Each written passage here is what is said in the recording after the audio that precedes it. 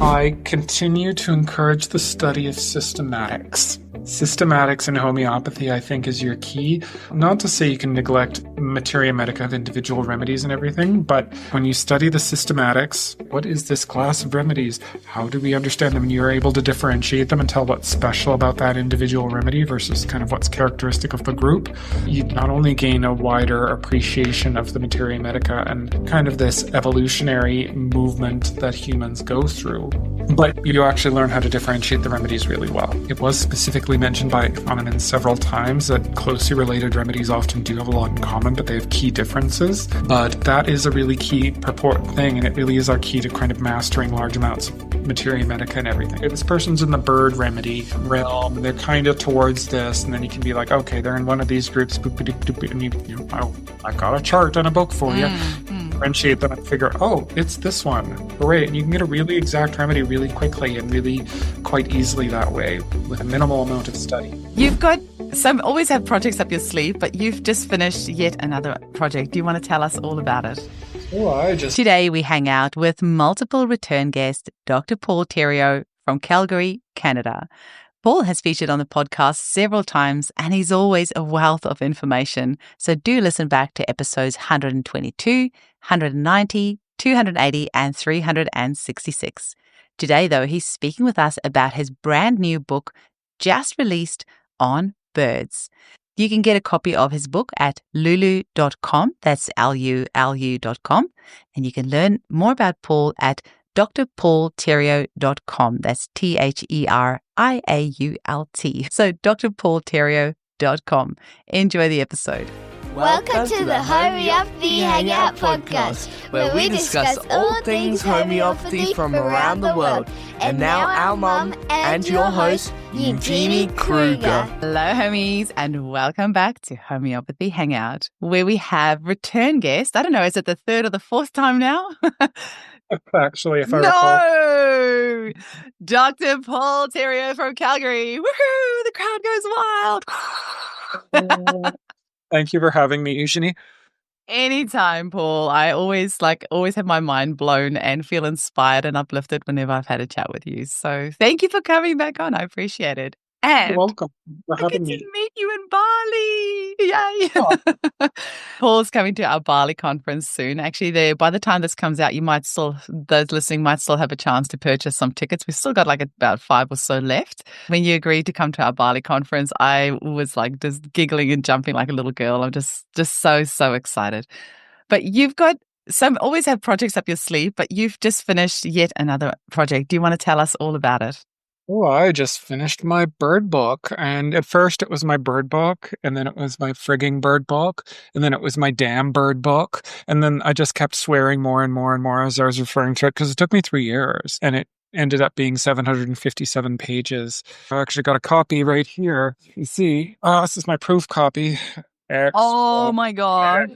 And it's not a little book either, and the writing is... Yeah. Oh, can you flick through a bit more of it? It's always good for those watching on Rumble. This is Nigellus Endulus as we just go to random things. What is this? Wow. It's about owls. So this is it's a really that good, is chocker full of information. So you haven't done like the big spaces everywhere and big margins and like that. I don't. That bullshit, is meaty. Like nothing but pictures and everything. Wow. It is really text heavy. There were 800,000 words or something like that when I did the doc, and so it was quite a bit. So you must feel so relieved because I have a confession to make because I offered to help Paul edit his book and I think I got about 20 pages in and then I'm like, I can't do this.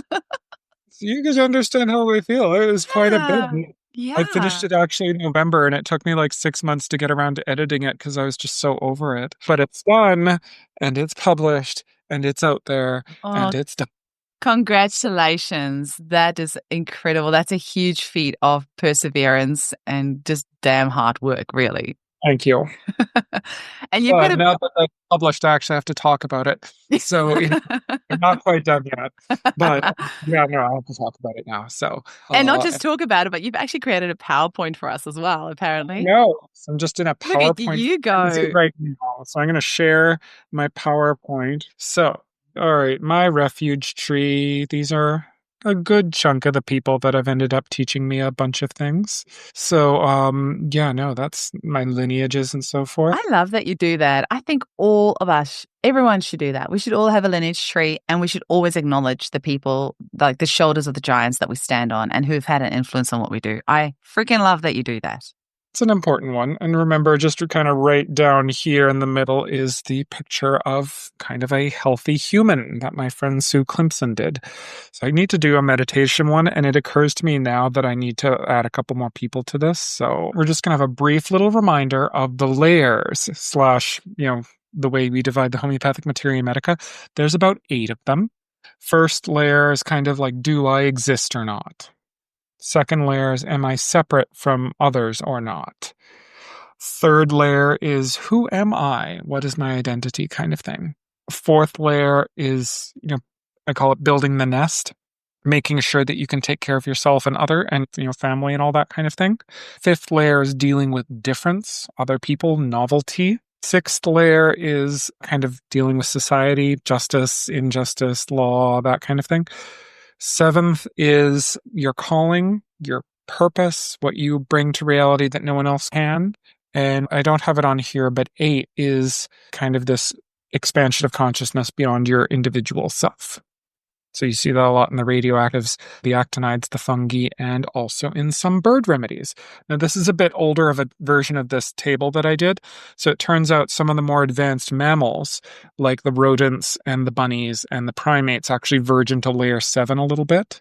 And some of the more primitive birds go into layer 6. And some of the more advanced birds, the astrolabs, go into layer 8. So it's a little bit more spread out than I put here on this table, but it still works. So the core feature of the birds, Jonathan Shore always put it as freedom. And the core concept of the birds is the natural state. So the natural state in Tibetan religion is your state of mind. Past anything of the energy fields, any of the complexes, any of the thoughts and mental abstractions of you. We are not these physical bodies. Most homeopaths don't have a problem with that. But we're also not these energy bodies. They are little diving suits, as Gerard Guignot used to say. We are a consciousness that exists outside of time and use them as a little diving suit to get around in physical reality. Everyone is spacious openness and awareness itself, which is completely indivisible from space, from reality, from physical existence. It's eternal and it's beyond all causes and conditions. It just kind of gets mucked up here and gets stuck here in physical reality. As humans mature, as we go through our maturation cycle, we should naturally grow into this state, and our vitality should transform from kind of a finite vitality, so kind of like our energy fields that we have here. Like, if you want to learn about that, there's a really good book called Hands of Light, and any of Barbara Ann Brennan's, she describes them very perfectly. She describes finite energy bodies, but she describes them very well. We should move out to a new state, but we don't for a whole bunch of reasons. Pathology in the birds occurs when they can't move into this state, when something is stopping them, which is the more primitive birds. We have enough birds now that we don't have to just schmuck them into one big generic bird category. We can differentiate them. When we can't stay in this state all of the time, or when we can't transform into its influence. So most of the neo-avs are in that you can't stay in that freedom expansiveness state, or when you can't transform in it is the astrolabs, and I'll explain what those are. They're the most advanced birds. So in birds, we see several physical affinities as well. They have a profound effect on the musculoskeletal system. There's almost every musculoskeletal pathology in some way in the birds. A patient with a musculoskeletal pathology may not need a bird remedy constitutionally, but we can use them more on that physical pathology level for those. I actually did a little mini repertory in the back of my book for some of the physical things. Oh, great. I love it when people do that, especially when it's new remedies and you're just not sure how to exactly integrate it. And a little repertory is brilliant. Thank you. You're welcome. I'm probably going to try it. Maybe one day when I have energy, I'm going to try and do that for all of the animals, but, don't hold your breath. it's going to take me a while. Another issue is immunity. It's really, really strong in the passeriforms, which are the songbirds, but it's globally present in most of these. It's also really present in the hawks and the land fowl. Like Anna's barb. Yeah, Anas barbae. Well, Anas barbae is a waterfowl, but like they've all kind of got this kind of thing all together. So it's very strong, but it's a global issue. And metabolic issues. They tend to be just like ravenous, underweight, delicate, fine boned, as Lou Klein pointed that out as well quite a bit. So in the layer 6 birds, the more primitive birds, you have the paleognats. Paleognats are like ostriches and emus and cassowaries and junk. I've been waiting for you to say where cassowary fit in it, and if cassowary made it into your book. Cassowary made it. I'm going to show you the picture. Woohoo! That was a podcast conversation we had a couple of years ago, and I was saying to you that I've just discovered that the emu feather has got like a split spine, or you probably know the correct word. And I said, I want to prove that. And you were like, no, that's been done. Do cassowary instead. There we go. Oh, you legend. There you go. And there you're listed. And a huge kudos to Sarah Valentini, because she did most of the work on that proving. Massive amounts of work. So shout out to her. A lot of work. And I will say, just to toot my own horn a little bit, about a third to a quarter of that book is like my own original work, because I found big holes in the Materia Medica. So I decided to just fill them. And it turns out that was a lot more work than I thought it would, but it's done. So, have you had a party yet? Like, have you taken a chance to like have a party? Oh no, it's been like a month, and I've been like traveling for most of that month, so I've not had a party yet. But I'm going. Okay, well, we will have a party for you in Bali. Okay, if you haven't had one before, then after. That will be fun. So anyway, their society is preventing the shift. And the society can be actually really coercive. Like I did egg of the elephant bird in Madagascar, Apiornis. And it was, you can imagine like this old woman that's just a shriveled husk and so contracted and arthritic she couldn't move, but she's controlling everyone else around her. So you go, when you're a young person under this remedy, from being a young person, having your freedom curtailed by this elder, and then you just kind of grow into it, and then you become dependent on this coercive. It's really sick. Or in like Struthio camelis, where just a ostrich, where there's a huge emphasis on abusive relationships, where the controlling relationship is with like a boyfriend or something like that, where they're really abusive, like beat you up, but they're going to beat up everyone else, you kind of thing. It's a very common indication for Struthio. Can I put in a request that what you just did with the Latin name and then also the common name? That would be really awesome, because most of our listeners and me are going to have trouble keeping up with you because you are next level. So. Right, 757 pages. The Latin names stick a little better. So the galliforms, or the landfowl, they're a little bit more advanced, but they're not completely dominated by these social forests, like this more society thing, but they can't screen out socialization. So there's this battle between the true social self, the true expansive self, who they really are, and who they're expected to be.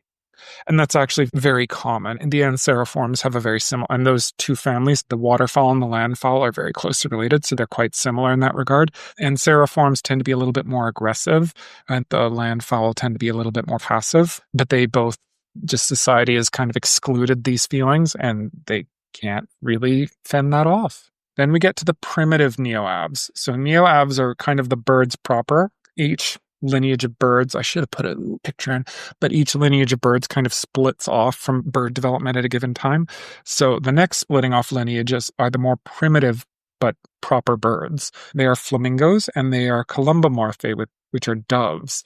Both of these families, which are quite closely related in most bird conceptualizations, both of these have something that they need externally in order to get to that free and expansive state. Flamingos will go out and get it. And the one I did was Phoenicopterus roseus. I forget which flamingo that is. Roseus makes me think it's something red or pink. This is indeed a red flamingo, but there's also, we only have the one proving that I did. But with them, it's beauty, youth, and vibrancy. So you can think of someone, it's very easy to go and get those things when you are young and vibrant. You'll be pretty happy, but kind of as you get older, you can get people who just never give up the club scene and end up being like quite predatory on people who are younger than them, and will often kind of end up as like in really bad states of pathology, kind of like sex vampires and things like that. It can be quite horrifying. Flamingo scalata, it's a pretty dark remedy when you get down to the worst states. But flamingos and those ones will actually, those closely related birds called grebes will go out and they will get that energy. In columbomorphae, so the doves, they just will be miserable without it. They won't take any active steps. They're super passive. They just feel really grief-stricken when it goes away on its own because they can't do anything. So that's their pathology. So the next kind of big division of birds And I'll just speak on that for a moment. There are like 15 ways of classifying birds, and I had to pick one. Wow. So it's worse than plants and Worse than plants. okay.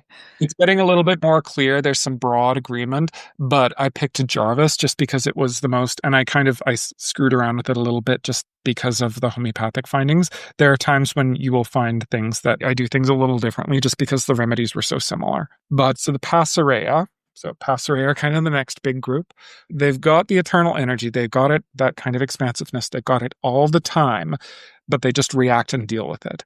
So in the otidomorphae, there's almost a rejection of this energy. It's just really uncomfortable for them. Can you give an example of the Passerea and also the otidomorphia? The otidomorphae. Know what's Thank you for reminding. Those are cuckoos.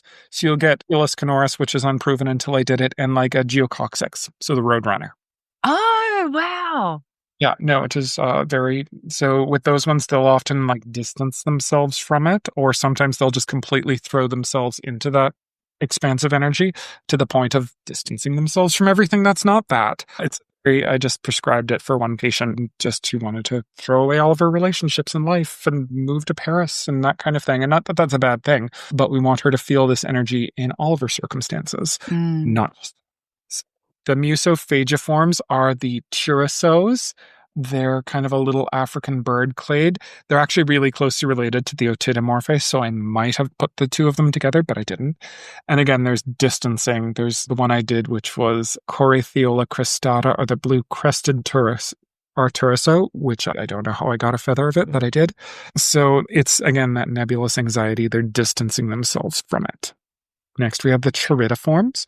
The Charidiforms are like the gulls, like seagulls and Laurus argentatus and so forth. You can only connect to that state in like a parasympathetic state. So if you're like relaxed and calm, and like every one of them has something that really stresses them out, and that kind of takes them away from it. The Gruiforms are the cranes. So I did Japanese crane, which was also proved by one of the Japanese homeopaths. I forget her name. I apologize for not. Yes, it was her. There's this meditative state that's disrupted by some, and that's kind of when they get into that expansiveness, it's meditative. There's a big heavy emphasis on that, and just life takes them out of it. I wish I would have I really wanted to go, because there's a whooping crane breeding facility a couple of like a kilometer from my house and everything. Calgary Zoo has been so instrumental in reviving the whooping cranes, but I couldn't get a feather. We've got this amazing blue crane in South Africa as well. It was on I think that was the 5-cent coin, but that was fascinated the hell out of me. Yeah, no, it's in there. I think one of the South African school made a remedy out of it and included it. Oh, amazing! It's Paradisia something or other. So yeah, like I was really thorough. Wow. So the next two in the more primitive neoavs are the Strysaurs. What are the Strysaurs? Hummingbirds and those kind of things. They feel this trapped into the body, and they need to get out of the body to feel that state, but like everything puts them back in. And then there's the RDA. That feeling, that expansiveness is divorced from their day-to-day life. They can't really integrate the two together. It's almost like they've got this separation between them. They just can't live them both at once. Remedy will bring them to the place where they can. And one of my favorite ones, so this is a whole order of birds, probably quite closely related to the cranes. So I'm going to give you guys a more detailed example. This is the Hoatzin, or Opisthecomus hoazin. It is the stink bird, and it is called that because it eats plants, and it's the one bird with a fermentative gut. So it ferments things, and it's got like a cow. So it's actually not that good at flying, and it smells really bad. So somehow Aini got me a trouble. So it's a remedy now. I've never seen this bird before. It's really cool looking. It's in the Amazon. Oh, it looks kind of it's big too. It's like a couple meters across. It's big. So this is for my write-up. So the key notes of this remedy are burning, diarrhea, and dysbiosis, and then suffering and despair. So it can live in the state of the birds, but it's very easily disrupted if it suffers at all. Stubs its toe. It's like, I'm out of my eternity state. Kind of thing. It hardens, and the more it does this, the more the vital force kind of hardens this higher expansive eternal energy. When it's healthy, it's able to be like, okay, this isn't a big deal. Boop, and bring it back to that place. But it eventually this gets harder and harder and harder as health declines. It begins to doubt whether life is worth living and reduce it and remove itself from its ability, and it loses the ability to connect to those higher energies, which usually in the birds are connected to purpose. So physical symptoms emerge, and the ones that really emerge from this are dysbiosis. So dysbiosis was imbalance in the gut flora. This is a remedy on par with like aqua amniota or the bowel nosodes for that kind of global dysbiosis. It tends to lie a little bit. So far, in just the people I've used it on, I've tended to use it as like, so we've all had these patients where you give them polybowel or you give them the indicated bowel nosode and it doesn't quite hold all the time. They'll often need an underlying remedy. Geninum is a really good one for that, but so's opisthocomus hosen.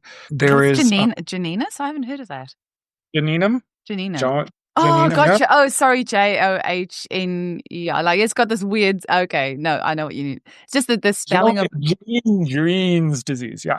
Yeah. So, okay, gotcha. So that's what I'm talking about. I never know how to pronounce that. I haven't heard that pronunciation before. I don't know either, but that's how I say it. I have seen a post once of like, how do we pronounce this word? Okay, no, I know what you mean now. So at first, there's an acidic feeling in the intestinal tract, churning and cramping of the stomach, swelling and bloating of the belly, and there is burning diarrhea. And you can see from my description, there's a pretty big resemblance to arsenicum. But arsenicum does not have these free, expansive bird feelings. It doesn't.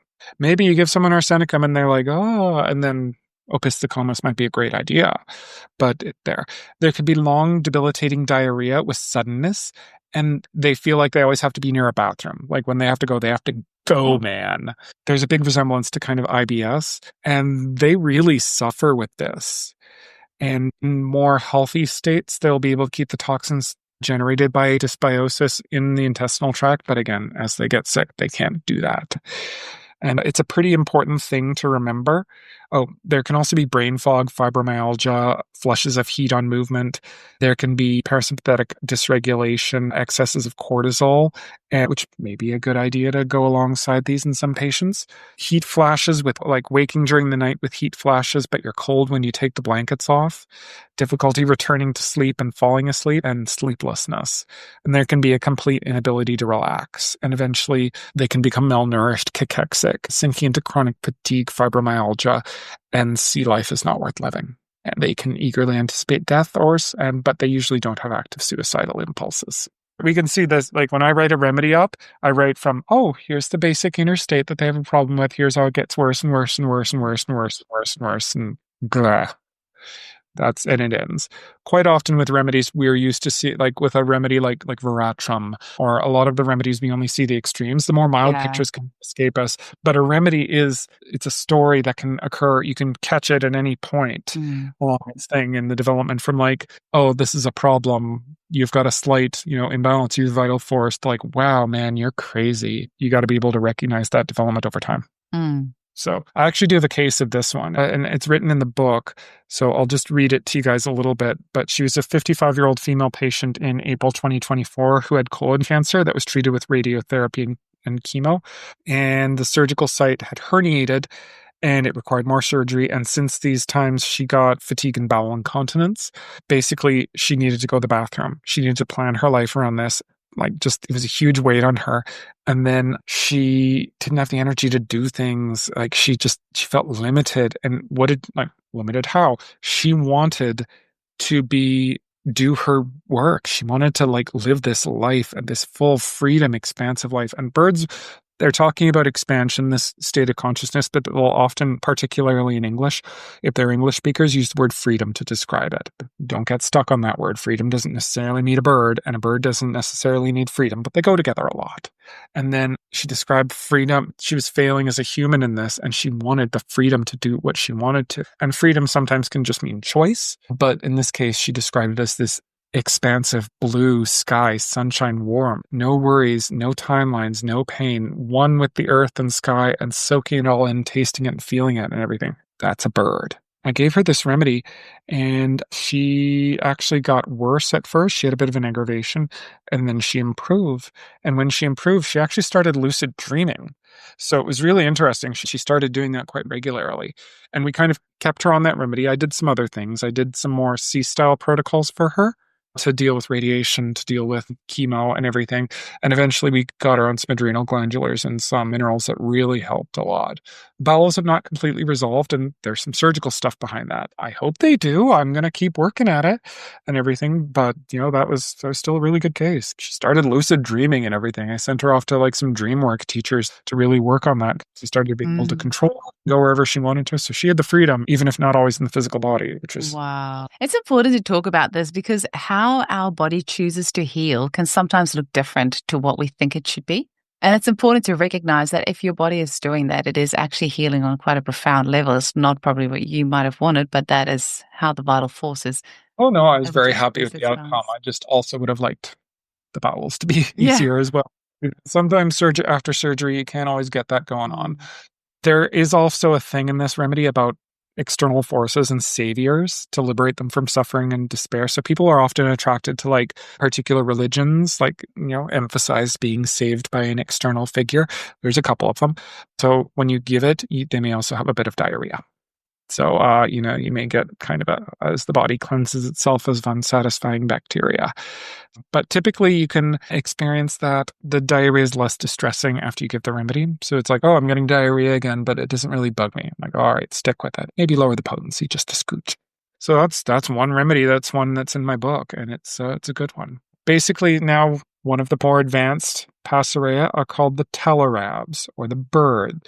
There's not really an English word for this, but they're the birds that live in trees. So they can connect to eternity. That I'll call that expansive state of consciousness, eternity. They're there, but now it becomes, rather than in earlier birds, their calling kind of connected them to that expansive energy, eternity, and now it becomes about actually serving the universe, serving others. So we see the accipitromorphae, which are the hawks, not the falcons. They're different. They're evolutionary different, even though they look exactly the same. The hawks and eagles have a service rule. They want to do it all themselves. They don't accept help. And it exhausts them. They cannot sustain it. How many homeopaths fit into this? I fit into this a good chunk of it. Absolutely. Yeah. So the strigiforms, so the owls, their whole thing is translating energy into, or this eternity, which contains all information, into like human knowledge and something that can be used. They're really good like at engineering and translating it down. But the thing is, they never feel listened to, and they feel like their translation has no effect. And the Korachomorphae, which includes birds like the Hoatzin and the Hoopoe, so there's not really an English word for it, they feel guardianship. So they'll preserve an environment for others to evolve in. That's kind of their calling. And then the Australabs. So the Australabs are the falcons, the parrots, and the songbirds, and this other group of birds called the Syremas that I couldn't get a hold of. But now they actually start to transform their vital force. They become eternal and expansive and angelic. They stay there all of the time. And there really is the development of these energetic wings that happens in the human energy field afterwards. And those wings, they serve to kind of localize us. They're like little antennas. So you can simultaneously pull in a bunch of energy and information, and they'll localize you in space-time or your energy body. So this is, in fact, actually quite an ancient tradition. The Christians did not invent this, though we associate these energetic wings with Christianity a lot of the time, but they actually predate Christianity by several thousand years. The earliest known figures of these were the Erotes, were this set of Greek deities of whom Eros was the oldest and the most famous. They were primordial deities preceding even the creation of the Titans. So isn't that fun? The god of love, Eros, preceded the birth of any other deity and everything like that. He was one of the original children of chaos and, earth and time and space and all that kind of, even before time. Time was Kronos, who's one of the Titans. So Greek mythology had a depth of meaning that's lost nowadays if we all focus on the, today Zeus was horny and various things ensued. So, yeah. But these are the earliest of these like angelic winged human figures, and they kind of knew something was up in this regard. So this transformation happens. So again, these parrots, falcons, Syremas probably, and songbirds do affect this eternal transformation in themselves when they're fully there. Falcons, they feel victimized for this. Falcons are some of the most victim-y remedies you'll ever find in your life. And not just a mental thing. Like, people are actually really mean to them. It sucks. So falcons are like, this is not all in their heads. Sometimes it is, but they're not like a Rust Talks, where Rust Talks, it's in their heads. Like, they are victimized and in their own minds, but you actually meet the husband or something else or their sibling or anything, and they're actually really sweet. It's inside them. Falcons, not so much. It's really there. The parrots, they really get, I swear to God, I think Gandhi was a parrot. So a lot of Gandhi's works are all about, trying to overcome the attachment to outcome with karma. Gandhi was a karma yogi, overcome attachment to outcome and everything. And like, you read them after a little while, like, man, you were talking to yourself, weren't you? So they get really attached to the outcome of their service, like meeting a goal or something. But no, the service is a way to transform yourself, to connect to that eternity. And when you transform yourself, you have a much more profound effect than anything you could do in the 3D realm. And passeriforms are the most advanced of these. They sing their song. They transmit their nature as an individual being into the universe, into reality itself when they're fully actualized. And that will shift reality. Like, it changes the nature of space-time. But basically, they can't do it because of their miasms, because of all these blockages and all these circumstances and everything. You and I have talked about Bombacilla last time. There's a passeriform, and it's the same thing. They need their inside to match their outside.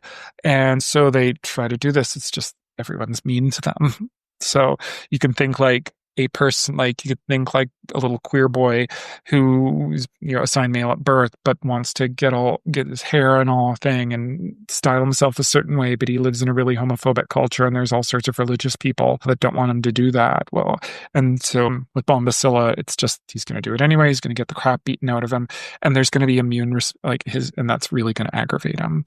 In the passeriforms in particular, there's an emphasis on the immune response. And a lot of them really will kind of have these terrible immune systems. So they're trying to clear these things that are going to stop them from singing their song. But in our culture, we don't let people do that. So that's typically where you find a lot of the pathology. But that's it. That's done. So that's where the birds end. Holy moly. Well, first question I have is, where's the best place for people to purchase your book? I don't know, is this in ebook yet? Because I know a lot of your books you can get in ebook and also physical form. I'm going to work on getting an ebook.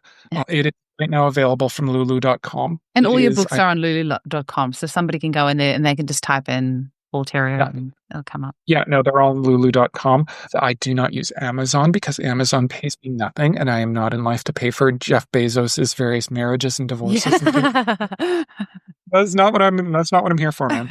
Look, he's got enough money to pay for himself. But like, I remember I put one book on there, and like, it sold a couple of copies, and they paid me like 10 cents. And I'm like, no, I'm done. I can't take it off. It's really, I can't figure, like, it's not even figuring it out. It's like, I don't know. I signed away part of my soul to sell it on there or something like that, and they take it off. So I'm like, all right, again. Yes. Anything of mine on Amazon, please don't buy it. I'm glad you say that. That's something I always ask authors on the podcast, because I have heard this where some places, if you buy a book from the author in that particular place, the person doesn't get much. So I always ask the authors, where's the best place for people to buy the book to benefit you? Because homeopaths work so effing hard on whether it's provings or whether it's books or whether it's in a clinic or whatever. 137 or 57 or something pages. Wow. So like, a lot of work. So yes, buy it on Lulu if you're able to and everything. I keep saying every book that I write is going to be my last respectable book, but like, there's another couple of respectable books that are kind of popping up in my head lately. So maybe when I'm not so tired, I will go and do more of that. You're never going to stop writing, because that is your gift and something that like that we all get to benefit from. So I think you're kidding yourself if you think you're ever going to stop writing, because that is really... Oh, no, maybe one day. I'm just going to take a little break for right now. Like, I really want to write a book on miasms and energetic immunity. Mm-hmm. And I really want to write a book on funguses too, because funguses, like, they also have this kind of structure where you got early branching funguses. And I did a trituration series of them all, and they're really interesting. So I'm like, I'd love to... And funguses are simple. There's just a column. It's just a column of them. They went off at this stage. This is how they respond to this. So I'd love to do a thing on funguses, but I haven't for a while in the future. What's been your biggest challenge with the book? With your book?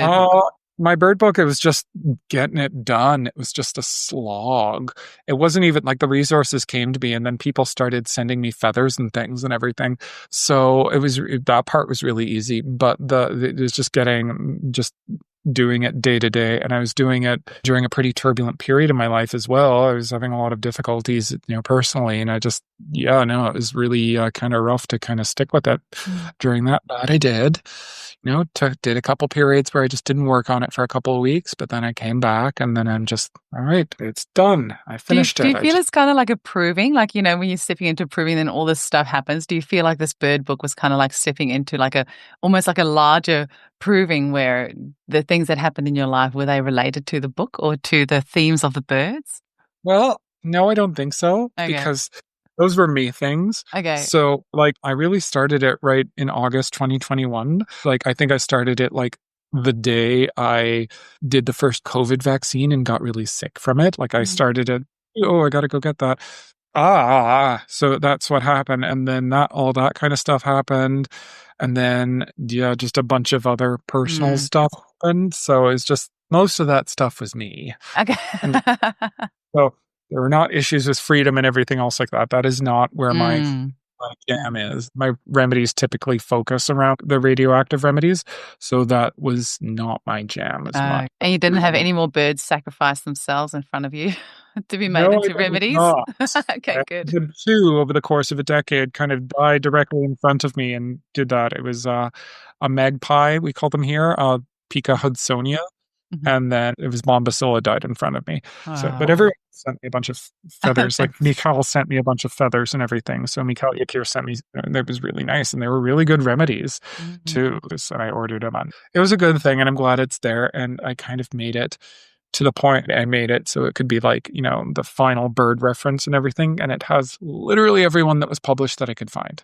Wow. So, yeah, no, there was. If you are a homeopath that wants to buy a bird book, this is going to be the one to buy. It sounds like it's the most comprehensive bird book that will be out there. Someone else is going to publish another bird book, or another bird proving tomorrow, and it's just going to be drive me. It's going to. It's been good. It's been good. I write a book, and then typically there's not a lot of activity in that domain afterwards. I think one person published one case of one mammal remedy since then, because I keep track of this stuff, but I've not been wildly out of date yet. Well, I've got this red-tailed black cockatoo feather that's been sitting here. I'm just waiting for the right time, but it needs to be a remedy. They fascinate the hell out of me. They're so beautiful. We've got a lot of them in Western Australia. You should read the parrots section. The parrots are very interesting. Again, it's the obsession between actually getting a job done versus using your calling, your thing to transform yourself. So it can be very, very interesting contrast. You've mentioned a few things already, but what are some other things that you would say that would make somebody think of prescribing a bird remedy? Because Marcus Kuntosh, was that his name? Kuntosh. Yeah, that's right. So, he said about, often there'll be shoulder or neck issues with the birds with flying. So sometimes that's been an alert. Musculoskeletal issues, and there can be a lot of. Okay. Yeah. They tend to be a little bit more functional the more advanced the bird is, and if they're more very lesional, you might think a more primitive bird, but not always. And sometimes you get just really weird things like chicken feathers and Botox injuries. That was one thing I've been actually tested that, yes, but that came through so clearly in the proving, in the trituration, is chicken and Botox. And just not only that, the proving really matched up as well. So I really want to try it. Or Rhea americana, which is the South American ostrich, and amalgams. And I have used that one. That one actually does work. Replace the need to really get rid of amalgam fillings appropriately and safely, but it can really mitigate the toxicity very nicely. There's all sorts of weird things that's why I wrote the little repertory so I could keep them track. Let's just look up one. Yeah, let's do that. So glad that you've done that. Back. Let's see. I do love, with Colin Griffith's new Materia Medica books, that he's got a repertory for that as well, because sometimes you might just think, these remedies I'm using, it's just not working. Just look up in a repertory, there's this random remedy that might be helpful, and you try it and it helps. So yeah, no, it could be very good that way. Let's see. Scar tissue obfuscating movement, Cathartes aura. So one of the Cathartes aura. So that is, I believe, the turkey vulture.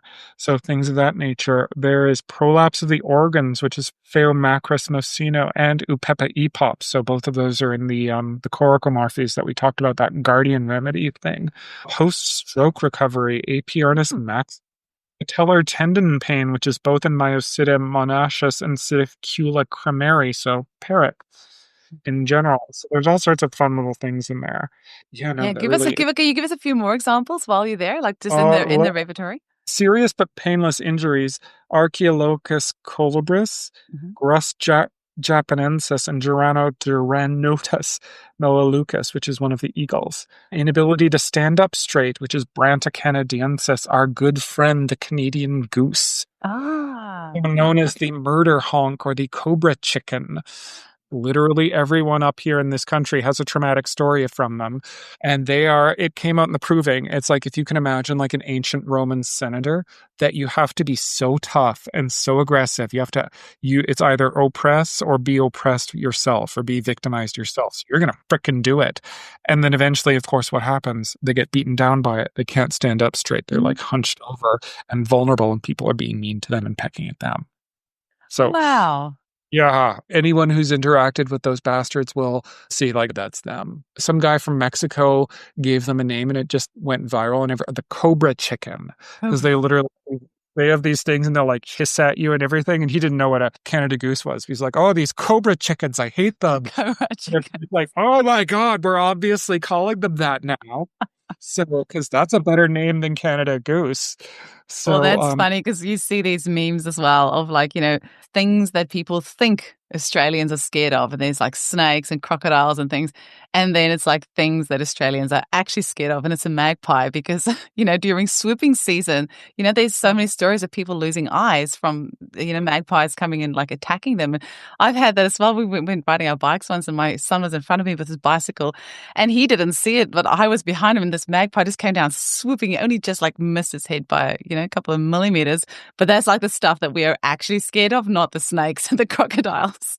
Well, it's crazy too, because like every Canadian toddler has a traumatic experience with it. Like, it is universal. You grew up around these things, you had a fight with them, and it scarred you for life. Like right now, they're all really aggressive too, because they've got all their little babies around. And so there's these little Tyrannosaurus geese kind of walking about now. And like, one of them gets close and then they'll start like to you.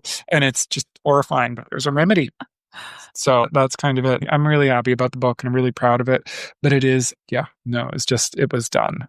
Fascinating. And honestly, we'll not be talking about it in Bali, strangely enough. So I got other things to talk about in Bali, but I will not be talking about that book. So, okay, we won't bring it up then, but we will celebrate it with you. Bring it up. That you have something different. Okay. So. Have you got guinea fowl in there? Actually, this venue that we're going to be in Bali, they've actually got some guinea fowl on the property. It's so beautiful. I love guinea fowl. Guinea fowl was Numida meleagris. You could be making all this shit up. I wouldn't know. I could be, but I'm not. I'm not. Where was it? Oh, there's our little South African friend, Paradisius. And where is Numidia? Oh, we're going to find him. But Numidia, if I remember it was a really big remedy to do with structural racism. It was very interesting. Where are we? There's tuberculinum. Interesting with the feathers, like black and white, like black with the specks of white as well. Oh, there we go. I did this one myself. It was fear, guilt, bullying, and glamour. Again, it's very similar. There's a hierarchy. So in their society is a hierarchy, and it's dominated by fear. So you kind of go and like the people at the top can project the most fear off, but it's fake. So basically there's incredible fear and they feel incredibly guilty about using fear on people lower than themselves and everything. So there can be expansiveness and everything else. Is this? Yeah, no, that is new, but I met that is the helmeted guinea fowl. Michal sent me some things about that. So there's this like fear and everything.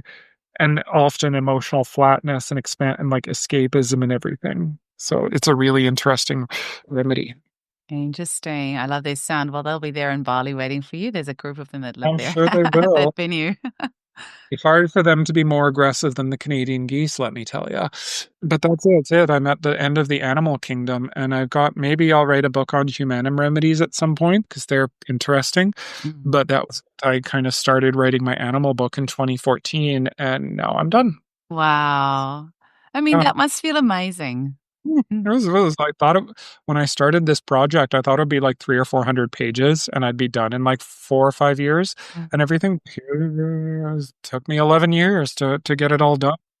So it was there. I'm going to release like a little chart of like just a quick reference guide, probably in August for the whole thing. But I don't know. It was like, now what am I going to do?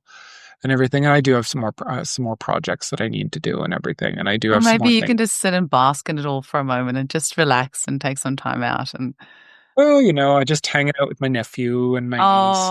And in-law so and my cute. mom a lot, and that's been really nice. And just kind of living life and that kind of thing. So amazing. I do really like Calgary in the summer. It's very pretty here, so I'm just kind of biking and doing that kind of thing a lot. Well, best places for people to obviously get the book is lulu.com. And then if they want to find out a bit more, they can go to drpaultheriault.com, Theriault. And any final messages you want to leave our listeners with? I continue to encourage the study of systematics. Systematics in homeopathy, I think, is your key. Not to say you can neglect, materia medica of individual remedies and everything, but when you study the systematics, what is this class of remedies? How do we understand them? And you're able to differentiate them and tell what's special about that individual remedy versus kind of what's characteristic of the group. You not only gain a wider appreciation of the materia medica and kind of this evolutionary movement that humans go through will be what I'm talking about in Bali. Oh, yeah. But you get this, you actually learn how to differentiate the remedies really well. So that would be my thing, is that it was specifically mentioned by Hahnemann several times that closely related remedies often do have a lot in common, but they have key differences. So I forget what aphorism, I really should have that ingrained in my mind. But that is a really key purport thing, and it really is our key to kind of mastering large amounts of materia medica and everything. So if you can kind of know, okay, this person's in the bird remedy realm and they're kind of towards this, and then you can be like, okay, they're in one of these groups, and I got a chart and a book for you. Differentiate them and figure, it's this one. Hooray. And you can get a really exact remedy really quickly and really quite easily that way with a minimal amount of study. Amazing. I would encourage you all to study systematics. Systematics. Alrighty, got it. I'll see you in a few weeks. I'll see you too.